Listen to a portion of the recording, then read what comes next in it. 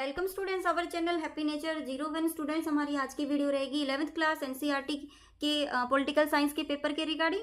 और बेटा मैंने जो है इससे पहले भी 2-4 वीडियो जो है डाल रखी हैं आपके पेपर में, क्योंकि ये पेपर आपका पिछले साल आया हुआ था, सितंबर में ही आया था। मिड टर्म एग्जाम है 2023 का है, इसीलिए मैंने ये इंपॉर्टेंट क्वेश्चन है, आप इनको जरूर रीड कर लेना, ठीक है।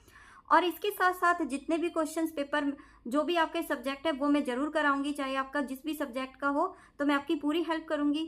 तो इसीलिए वीडियो को लास्ट तक जरूर देखना, और अगर पहली बार आए तो चैनल को सब्सक्राइब भी कर लेना। तो आज हमारा जो क्वेश्चन रहेगा वो रहेगा, भारत का राष्ट्रपति देश का औपचारिक प्रमुख कैसे होता है, राष्ट्रपति की विशेष अधिकार को लिखिए, ठीक है। तो ये क्वेश्चन हमारा रहेगा और स्टार्ट करते हैं आज की वीडियो। तो स्टार्ट करें। भारत के राष्ट्रपति देश के औपचारिक प्रमुख और राष्ट्राध्यक्ष होते हैं। वे सरकार के दैनिक प्रशासन से अलग एक औपचारिक भूमिका निभाते हैं।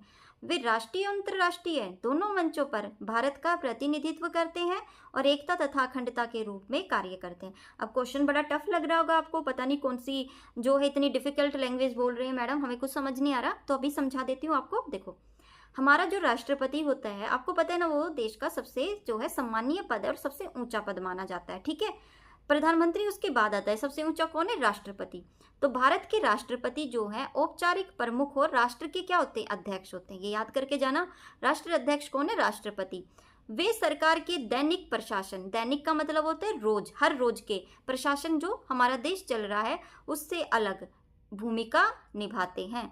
कि जो देश में जो कार्य चल रहे हैं प्रशासन के, जो भी देश चलाने का कार्य है उसकी इससे अलग से एक भूमिका निभाते हैं। वे राष्ट्रीय और अंतर्राष्ट्रीय दोनों मंचों पर भारत का प्रतिनिधित्व करते हैं।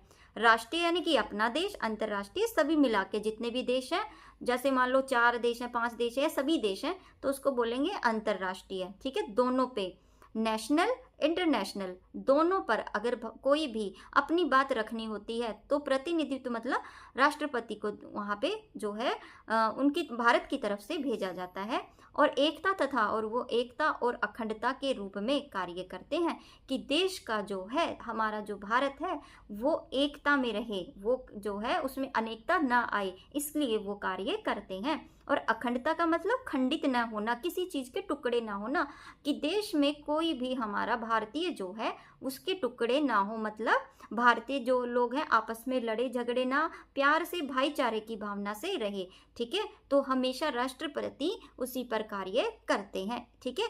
करना और क्या है, देखो पहला पॉइंट आपका यहाँ हो गया, भारत के राष्ट्रपति जो हैं वो राष्ट्र के अध्यक्ष हैं, क्लियर है। वो दैनिक प्रशासन की अलग एक भूमिका निभाते हैं, ठीक है।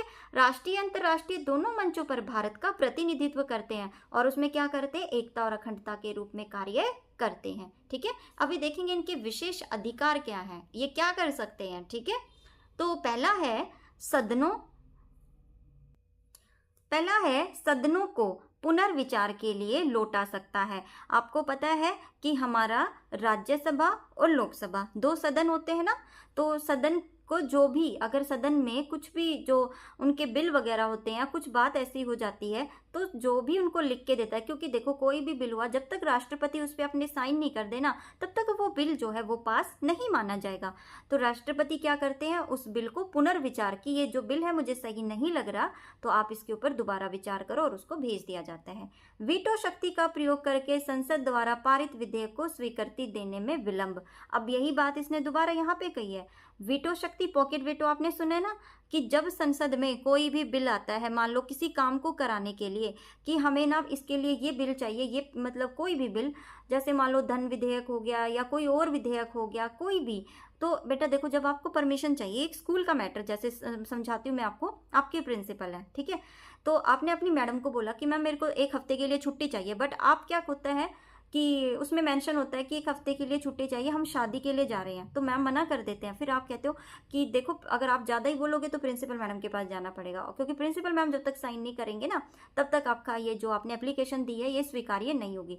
जैसे ही मैडम के पास जाते हैं, वहाँ प्रिंसिपल मैम क्या बोल देते हैं, अभी मुझे इसमें कमी लग रही है तो इसको जो है पुनर्विचार करके लेके आओ, इस एप्लीकेशन को दूसरे तरीके से लिखो, हम 1 हफ्ते की छुट्टी नहीं दे सकते, हम 3 दिन की दे सकते हैं, समझ आ गया। तो फिर आप उसको चेंज करके दोबारा लिख के लेके जाते हो। तो यही चीज़ यहाँ पे भी होती है, जो कोई भी बिल जाता है ना संसद में तो जो विधेयक होते हैं, जो बिल होते हैं, तो जब लगता है राष्ट्रपति को कि ये सही नहीं है, को स्वीकृति देने में विलंब का मतलब देरी, वो उसको देरी भी कर सकता है कि ये सही नहीं है, और यहाँ पे पुनर्विचार उसको लौटा देता है कि इस पे दोबारा विचार करके लाओ। चुनाव के बाद कई नेताओं के दावे के समय यह निर्णय करे कि कौन प्रधानमंत्री बनेगा। अब ये भी निर्णय होता है कि जब इलेक्शन हो जाते हैं तो जो प्रधानमंत्री का चुनाव है कौन करता है, राष्ट्रपति करता है। ठीक है, तो राष्ट्रपति की शक्ति से ऐसे किया जाता है। ठीक है, ये क्वेश्चन हो गया आपका। अब नेक्स्ट क्वेश्चन भी देख लेते हैं हम। लोकसभा और राज्यसभा, ये इंपॉर्टेंट क्वेश्चन है, पूछा जाता है कि शक्तियों के बीच का वर्णन करना है। ठीक है, लोकसभा क्या होता है बेटा, लोकसभा और राज्यसभा ये दोनों संसद के हमारे एक सदन है। ठीक है, अब पहले हम लोकसभा की बात करें। इसके सदस्य आम जनता द्वारा वयस्क मतदान की प्रक्रिया के तहत चुने जाते हैं। ठीक है, वयस्क मतदान मतलब 18 साल से जो ऊपर का हो गया व्यक्ति वो इसमें पार्टिसिपेट कर सकता है, भाग ले सकता है। ठीक है, तो ये वाला लोकसभा। अभी जो इलेक्शन हुए थे आपको पता ही है, जो आपकी गर्मी की छुट्टियों में हुए थे, वो इलेक्शन जो थे वो लोकसभा के इलेक्शन थे। ठीक है, और इसमें क्या होता है, इसके सदस्य राज्य विधानसभा के निर्वाचित सदस्यों द्वारा चुने जाते हैं। लेकिन ये जो सदस्य होते हैं ये कौन चुनेगा, ये राज्यसभा के, यानी कि जो राज्यसभा की विधानसभा होते हैं वहां से चुने जाते हैं। ठीक है, लोकसभा का कार्यकाल 5 वर्षों का होता है। ठीक है, 5 वर्षों का होता है। यह एक स्थायी सदन है जिसके 1/3 सदस्य प्रत्येक 2 साल बाद रिटायर कर दिए जाते हैं। देखो 5 साल तक ये रहेंगे। ठीक है, अगर 5 साल बाद इनकी सरकार आ गई तो ये काम करेंगे, अगर नहीं आई तो इनको जो है हटा दिया जाएगा। आपको दिखाई नहीं दे रहा, ये लो, अगर 5 साल के बाद देखो इनकी सरकार आ गई तो ठीक है, नहीं आई तो इनको हटा दिया जाएगा। लेकिन इनको ऐसा नहीं किया जा, 2 साल के बाद 1/3 मतलब 1/3 यानी कि जितने भी इनकी स्ट्रेंथ है उसमें से 1/3 जिनकी एज हो गई उनको हटा दिया जाता है। ठीक है, तीसरा पॉइंट देखेंगे। लोकसभा का सदस्य बनने के लिए न्यूनतम आयु सीमा 25 वर्ष होनी चाहिए। ठीक है, अगर आपको इसका सदस्य बनना है तो आपकी आयु 25 वर्ष से कम नहीं होनी चाहिए। राज्यसभा का सदस्य बनने के लिए न्यूनतम आयु सीमा 30 वर्ष की होनी चाहिए। ठीक है, तो देखो ये 25 है और ये 30 है। इससे निचला सदन या आम जनता का सदन कहा जाता है। ये निचला सदन कहा जाता है कौन सा, लोकसभा का। और राज्यसभा जो है उसको ऊपरी सदन कहा जाता है, कि ये परिषद और ये राज्यों की परिषद भी कहा जाता है। ठीक है, अब इसको याद करने का एक आसान तरीका ये है कि जैसे ऊंचा सदन है तो इसकी 30 वर्ष आयु है और ये निचला सदन है तो 25 वर्ष आयु है। ठीक है, दोनों इंपॉर्टेंट क्वेश्चन से रट्टा लगा लेना, पेपर में जरूर पूछे जाते हैं। लोकसभा का कार्य पूछा जाता है, लोकसभा कैसे बनती वो पूछा जाता है, राज्यसभा।